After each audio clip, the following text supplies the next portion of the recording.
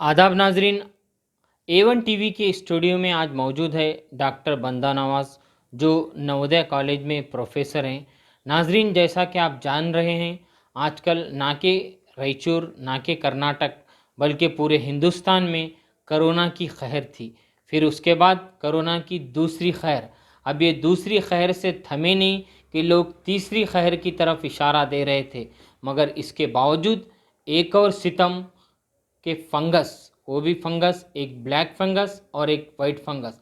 आइए जानते हैं हम हमारे बीच जो मौजूद है डॉक्टर बंदा नवाज साहब से कि ये फंगस क्या है और ये फंगस किन लोगों में पाया जा रहा है और किन वजह से आ रहा है। ये मैं उनसे तफसील पूछना चाहूँगा। सबसे पहले तो A1 टीवी के स्टूडियो में मैं डॉक्टर बंदा नवाज साहब का वेलकम करता हूँ। अस्सलाम वालेकुम। ये जो नया बीमारी जो बोल रहे हैं, जो मिक्रोमाइकोसिस या ब्लैक फंगस, टेक्निकली साइंटिफिकली इसका नाम मिक्रोमाइकोसिस बोलते हैं। इसके कुछ और वैरायटी भी है। यूजुअली ये नया बीमारी या नई बीमारी नहीं है। ये बीमारी पहले भी थी, मगर जानकर बहुत रेयर 20 लाख अफराद में से एक या दो लोगों में दिखाई देती थी।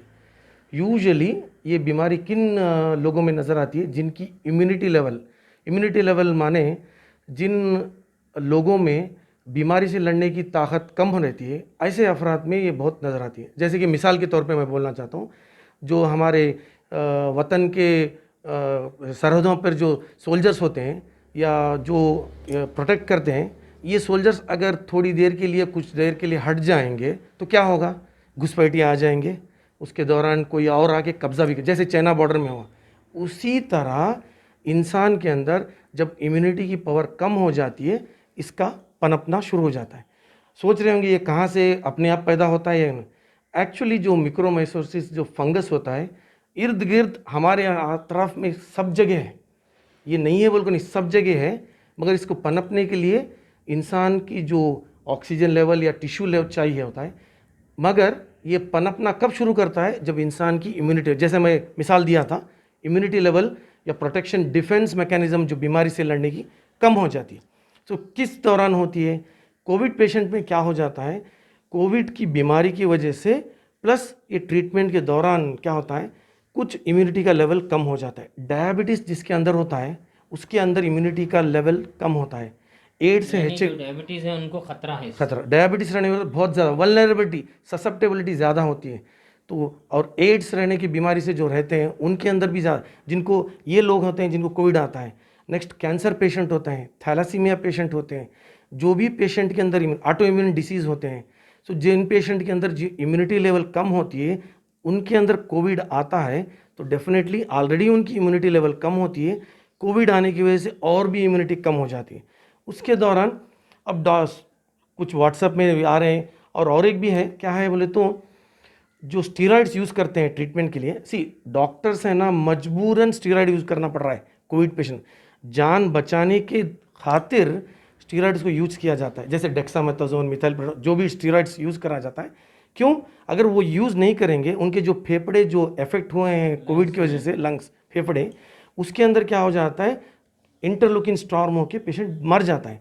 वो बचाने के लिए ये स्टीरॉइड्स का यूज़ किया जाता है। ये स्टीरॉइड यूज़ करने से एक साइड इफेक्ट क्या है बोल तो, ये जिन अफराद के अंदर जो डायबिटीज़ या इम्यूनिटी ऑलरेडी कम होती है, ये डालने की वजह से और भी इम्यूनिटी लो हो जाती है।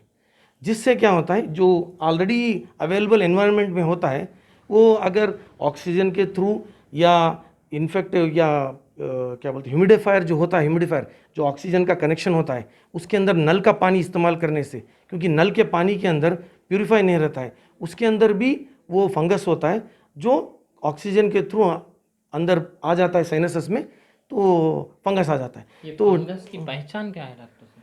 ये सिम्टम्स इसके बहुत अलग मुख्तलिफ हैं। जैसे कि ट्रीटमेंट हो के स्टीरॉयड लेके जब कम होते जाता है, उस दौरान क्या होता है, ये फेस के अंदर साइनस के जो सिम्टम्स आते हैं ना, साइनसाइटिस के, वो सिम्टम की वजह से आता है। जैसे यहाँ पे दर्द होना है, इस फेस का या इस फेस का साइड स्वेलिंग होना है, यानी फेस पे या बिकॉज जो ऑक्सीजन लेते हैं ना, ऑक्सीजन के थ्रू, पैसेज के थ्रू ही वो अंदर घुसता है और जाके वहाँ पनप जाता है साइनसस में। और वो ये फेस के एरिया में, फेफड़े के एरिया में, पेट के एरिया में, ऐसा नहीं है कि फंगस कहीं पे नहीं, कहीं पर भी घुस सकता है, क्योंकि ये ऑक्सीजन के थ्रू एंटर होता है, एयरवे के अंदर बहुत इजीली एक्सेस होता है, इसीलिए ये जिस तरह से कोरोना ऑक्सीजन के थ्रू यस। अंदर जा रहा है, इसको भी मास्क की जरूरत होगी। अब देखिए ऐसा है, कुछ लोगों के अंदर जो हाइजीन साफ़ नहीं रहता है ना, जिनके नाक वगैरह साफ़ नहीं रहते हैं, उनके अंदर भी ऑलरेडी वो फंगस के स्पोर्स बोलते हैं, म्यूकर बोलते हैं, म्यूकर जो ऑलरेडी होते हैं, जैसे ही इम्यूनिटी डाउन हो जाता है ये फंगस ग्रो होना शुरू कर देता है। ऐसा नहीं कि मास्क पहनना बोल के ये नहीं, ये इम्यूनिटी हो गया तो जो पेशेंट, अब फॉर एग्जांपल आईसीयू में पेशेंट है, आप लोग है ना क्या पेशेंट को बोलते हैं कि पेशेंट के अटेंडर के साथ कोई नहीं रहना चाहिए, बहुत हाइजीन से मेंटेन करना है, फिर भी अटेंडर जाके वहाँ बाजू सोते, सब भी सामान रखते, ऑलरेडी वहाँ ट्रीटमेंट चल रहा है, मजबूरन डॉक्टर है ना स्टीरॉयड देना पड़ता है, जिससे ऑलरेडी इम्यूनिटी पहले ही चली थी, स्टीरॉयड देने की वजह से जान बचाने के लिए यहाँ पे स्टीरॉयड दे रहे हैं, जिससे इम्यूनिटी कम हो जाती है। जो ये अटेंडर्स वगैरह आते हैं ना, अपने साथ चप्पल पहन लिए, वो पहन लिए, मैं बोल रहा हूँ ना, यहाँ सभी जगह मट्टी में वो म्यूकर होता ही है। वो क्या होता है, अगर ऑक्सीजन के पाइप के थ्रू उनके बॉडी में कहीं पर भी चला गया, स्पेशली ये नाक और कहीं पर भी, तो डेफिनेटली वो जैसे ही वो कोरोना से बाहर निकलेंगे ये म्यूकर के अंडर एंटर हो, और mucormycosis is very fatal disease. उसके लिए ऐसा है कि एक बार टिश्यू इफेक्ट हो गया तो रिकर ये नॉर्मल होने का नहीं, इधर वहाँ पे रोक सकते हैं गोलियां दे के, और उस टिश्यू को निकालना पड़ता है। अच्छा, जैसे कि अब कोरोना से अफेक्ट होने के बाद लोगों को कई एक चीज़ों का दिक्कत का सामना करना पड़ रहा है, मगर इसके लक्षण होते इसका ट्रीटमेंट कर सकते हैं ना सर? नहीं, शुरुआत अभी देखिए क्या हो रहा है, लोग समझ रहे हैं कि जैसे ही इसके सिम्टम्स आना शुरू हो जाते हैं, लगता ऐसा है कि ये कोरोना की लेट कॉम्प्लिकेशन, क्योंकि रेस्पिरेटरी सिम्टम ही आते हैं, जैसे फेफड़े में म्यूकर हो गया, अभी तो फिर वक्त आप लोग ये सोच रहे हैं, मगर फेफड़े का भी म्यूकर होता है। ये फेफड़े का जो म्यूकोरमाइकोसिस होता है, जो अभी वाइट फंगस बोलते हैं उसे, वो सिमिलर टू कोविड सिम्टम रहेगा, आपको पता भी नहीं चलेगा, आप डॉक्टर ब्लैक दिखेगा, वाइट दिखेगा भी नहीं। वाइट तो ऐसा लगेगा कि आपको कोविड ही है, तो डॉक्टर क्या समझेगा, इट इज़ कोविड ओनली बोल को उसी तरह ट्रीट करना शुरू करेंगे। और एक बात, इसका जो आइडेंटिफिकेशन है, इवन रेडियोलॉजिकली पता लगाना थोड़ा डिफिकल्ट है, क्योंकि सिम्टमोलॉजी में उतना जो जब रेडियोलॉजिकली देखते हैं उतना फाइंड आउट करना नहीं ये बैक्टीरियल है या फंगल है बोल को, रेडियोलॉजी उसका टिश्यू निकाल के पैथोलॉजी और माइक्रोलॉजी को भेजने पर ही पता लगेगा। यानी जिस तरह से सीटी स्कैन वगैरह ये ब्लड टेस्ट करने से ये कोरोना का मालूम हो जाता है, इसका उतना जल्दी नहीं मालूम हो सकता। नहीं मालूम होता, पता लगाना बहुत ही मुश्किल होता है, क्योंकि पेशेंट को है ना हायर एंटीबायोटिक देते रहते हैं, स्टीरॉयड देते रहते हैं, ब्लड थिनर्स देते रहते हैं, बहुत से चीज़ें ट्रीटमेंट जाता रहता है ना, तो डॉक्टर को क्या हो जाता है, या कोई और सिम्टम्स शुरुआत में जाहिर नहीं है, जब फुल ब्लोन हो जाएगा, क्योंकि ये पीछे से अंदर से साइनसेस में इफेक्ट करता है, जब बाहर जाहिर निकालना चाहता है, जैसे फेस में कहीं पे इफेक्ट करना शुरू होता, तभी इसमें क्या होता है, नज़र को जैसे ही नसों को या आँख की नसों को जहाँ पे इफेक्ट करेगा, धुंधली होती जाएगी नज़र, और नज़र कुछ बंद ही हो जाएगी, परमानेंट डैमेज हो जाएगा। ये पर्टिकुलर फेशियल एरिया जो साइनसेस होते हैं ना, ये एरिया में बहुत कॉमन, और उसको निकालना ही पड़ेगा, जान बचाने के लिए निकालना पड़ेगा, नहीं तो वो भी नहीं बचा सकेंगे। अब जैसा कि कोरोना के पेशेंट रिकवर होके कई एक घरों को आए हैं, जैसे कि उनको इस फंगस के बारे में अगर डिटेल मालूम हो गया तो वो और भी डिप्रेशन में जाके उनकी इम्यूनिटी कम हो सकती है। नहीं, डिप्रेशन से तो बहुत से चीज़ें आ जाती हैं, ऐसा नहीं कि इम्यूनिटी एक ही नहीं, डिप्रेशन से तो दूसरे साइकेट ऑलरेडी पेशेंट क्या होता है, इतने पैसे खर्च करके गए, ये क्या नया बीमारी लेकर आया बोल के सोच रहे होंगे, इसके लिए बहुत से रीज़न। अब देखो शुरुआत में जब लास्ट ईयर भी ये सेम ट्रीटमेंट कर रहे थे, जब नहीं आया, इस बार क्यों आया, बहुत सी चीज़ें हैं, जैसे कि इस बार जो मेडिकल ऑक्सीजन सिलेंडर्स थे ना, अवेलेबिलिटी इतनी शॉर्टेज हो गई उस वजह से सब जगह क्या करना है, जो इंडस्ट्रियल लेवल के ग्रेड के ऑक्सीजन सिलेंडर्स यूज़ करना है। मेडिकल ऑक्सीजन सिलेंडर और इंडस्ट्रियल ऑक्सीजन सिलेंडर में क्या फ़र्क है, medical oxygen cylinders manufacture cylinder बनाते वक्त ही इतना प्रोसेस से बनाते हैं कि उसके अंदर जो प्योरिटी होती है ना, बहुत प्योर होता है, उसके अंदर कोई इम्प्योरिटी नहीं रहती है। वही इंडस्ट्रियल ग्रेड में इम्प्योरिटी वो क्योंकि वेल्डिंग के लिए उसके लिए यूज़ करते हैं। क्या हो गया, जैसे ही ऑक्सीजन सिलेंडर की किल्लत हो गई, लोग हैं ना, उनकी मंशा ये थी कि जान बचाना है, पता नहीं था, होम ट्रीटमेंट कर रहे थे। Even you will not believe, क्या बोलते हैं, हॉस्पिटल को भी जो ऑक्सीजन सप्लाई करते हैं, जो कमर्शियल इंडस्ट्रियल सिलेंडर में ही ये सिलेंडर ऑक्सीजन भर के भेजे। ये मल्टीपल रीजन है, एक के ऊपर ब्लेम डालने का नहीं है, सभी लोग डॉक्टरों ने स्टीरॉयड दिया इसलिए हुआ, नहीं नहीं नहीं। अगर वो इंडस्ट्रियल ग्रेड के सिलेंडर के अंदर मेडिकल ऑक्सीजन भरेंगे तो इम्प्योरिटी रहेगी। वो इम्प्योरिटी के अंदर, क्योंकि मैं बोला ना म्यूकर कहीं पर भी होता है, तो ये अंदर गया बोले तो वैसे सिलेंडर यूज़ करने पर भी हो सकता है। और जो ह्यूमिडिफायर का है ना, ये one of the common reason है। क्या है, जैसे ही घर में है ऑक्सीजन कनेक्ट करे बोलती नल का पानी डाल दिए यूज़ करे खलास, वो उस दौरान कुछ पता नहीं चलता, बाद में जब वो ग्रोथ होने के बाद पता चलता है कुछ ट्रीटमेंट वो हमारे दायरे से दूर हो जाएगा, ट्रीटमेंट करना मुश्किल हो जाएगा।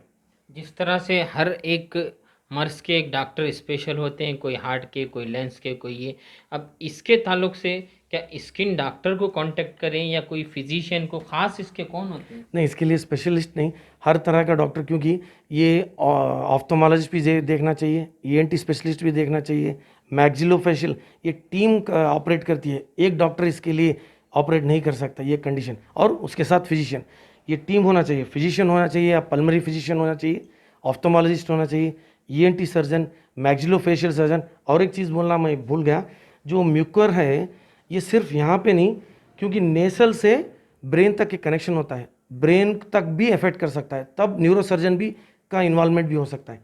So it depending on the क्या बोलते हैं इन्वॉल्वमेंट, ये डॉक्टर्स हैं। ऐसा स्पेसिफिकली एक ही डॉक्टर बोल के टीम, इसके अंदर रेडियोलॉजिस्ट भी हो सकता है, पैथोलॉजिस्ट और माइक्रोलॉजी, ये सारी टीम एक तरह से काम करना चाहिए।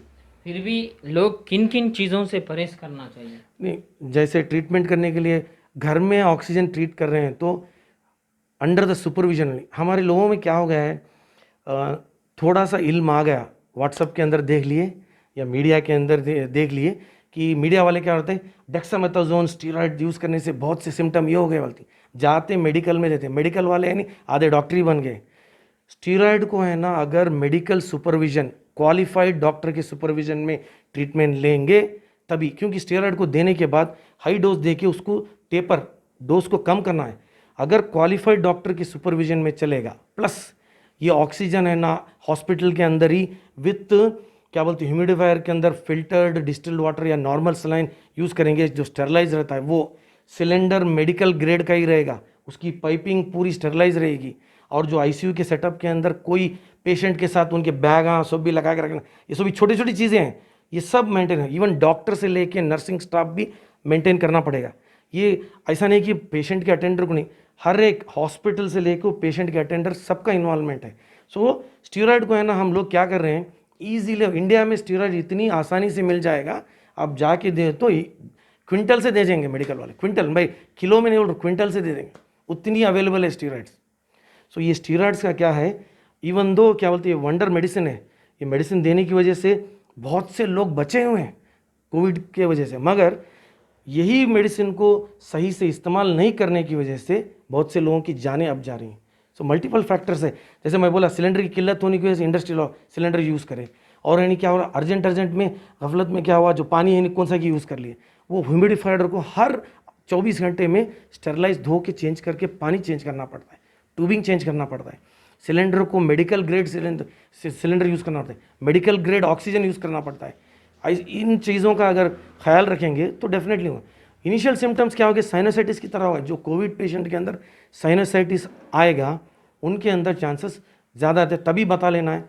तभी कुछ एंटी फंगल ड्रग्स आते हैं, वो ड्रग्स अगर देंगे तो ये जो साइनोसाइटिस जो सिम्टम्स आ रहे हैं, इस सिम्टम्स का क्या है, सिंपल कोल्ड की तरह जब आहिस्ते में इस जगहों में, जो इन जगहों में पेन शुरू हो जाएगा और इन जगहों में स्वेलिंग शुरू हो जाएगा, आँख की नज़र, ये जो आईलिड होते हैं ये मूवमेंट करना कम कर देंगे, आँख की नज़र में धुंधला दिखना शुरू हो जाएगा, कुछ लोगों में अफरात में क्या होता है, कुछ दो टोटली बंद और रोशनी मालूम ही नहीं होगी, कुछ नज़र आता रहता है धुंधला धुंधला, टोटली बंद हो जाएगा।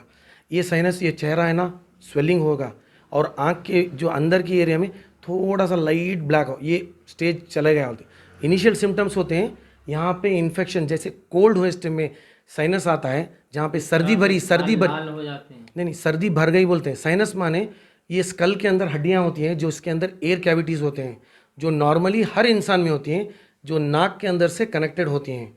इसको ऑक्सीजन देते रहते हैं ना, उसके अंदर से जैसे जाता है ना, ऑलरेडी इम्यूनिटी कम हो जाती है, तो कम होने की वजह से वहाँ पे उनको क्या मिलता है, एनवायरनमेंट मिल जाता है, एक मौका मिल जाता है। मैं बोला ना डिफेंस में कहने तो तो ग्रो करना शुरू कर देते हैं। सो ये साइनसाइटिस जो कॉमन कोल्ड में या सर्दियों में होता है, जैसे सर्दी भर गई मेरे को सिर झुकाए तो दर्द होता है बोलते हैं ना, उसी तरह के उस तरह आते हैं।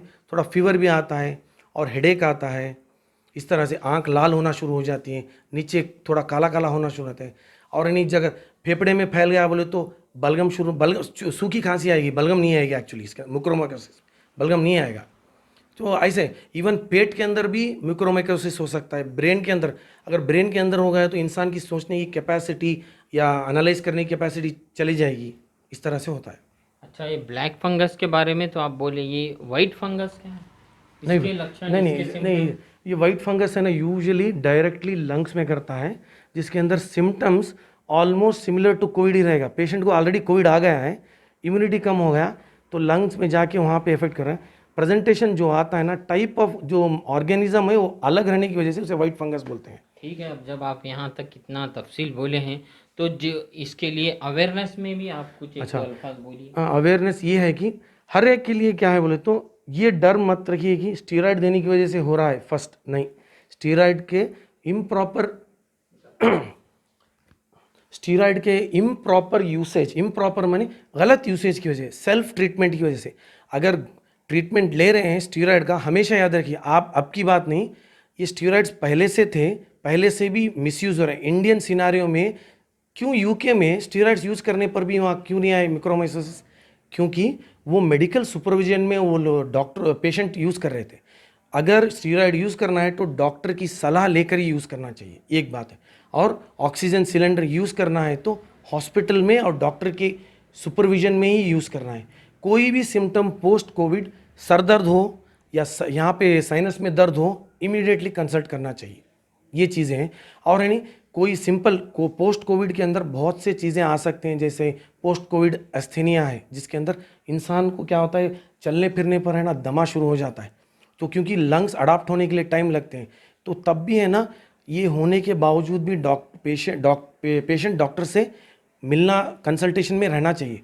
विदाउट डॉक्टर सुपरविजन कोई भी ट्रीटमेंट लेंगे तो इस तरह के कॉम्प्लेक्स और अननेसेसरी एंटीबायोटिक्स लेना, एंटीबायोटिक्स फिजुलन जो मेडिकल वाला बोला है व्हाट्सएप में दिए वो दिए, स्टीरॉयड 10 रुपये में इंजेक्शन मिल रही है, आई थिंक 1 रुपये भी नहीं, वो टैबलेट डेक्सोना टैबलेट जो मिल रही है, मेडिकल में जाते हैं देते हैं। मेडिकल वाले फर्स्ट ऑफ ऑल बिना डॉक्टर के प्रिस्क्रिप्शन में देना नहीं चाहिए गोली। No medication without doctor prescription, और ये मेडिकेशन विदाउट डॉक्टर प्रिस्क्रिप्शन कभी भी नहीं लेना सर। मेडिकल सुपरविजन, ऑक्सीजन भी डॉक्टर के सुपरविजन में, वो भी क्वालिफाइड डॉक्टर सुपरविजन में, क्योंकि पता नहीं होता है कि कब क्या हो रहा है। डॉक्टर ही बोलेगा नहीं, वो ह्यूमिडिफाइडर के अंदर है ना, नॉर्मल सलाइन डालो या स्टेरलाइज वाटर डालो, फिल्टर डालो, खाली पानी डालो बोलती है, नल का पानी डाल के डाल देते हैं। जो पाइप यूज़ कर रहे हैं उसको कैसा यूज़ करना है, कौन टच करना है, हाथ को है ना किस तरह से ये करना है, ये चीज़ें बहुत एहतियात करना बहुत ज़रूरी होती है। ठीक है, शुक्रिया डॉक्टर साहब। नाजरीन, जैसे कि आप जान रहे थे, मेरे बीच मौजूद है डॉक्टर बंदा नवाज साहब। उन्होंने तफसीली बताया कि कोरोना अटैक होने के बाद भी, कोरोना से राहत होने के बाद भी किस तरह से ये ब्लैक फंगस लोगों में आजकल ज़्यादातर पाया जा रहा है।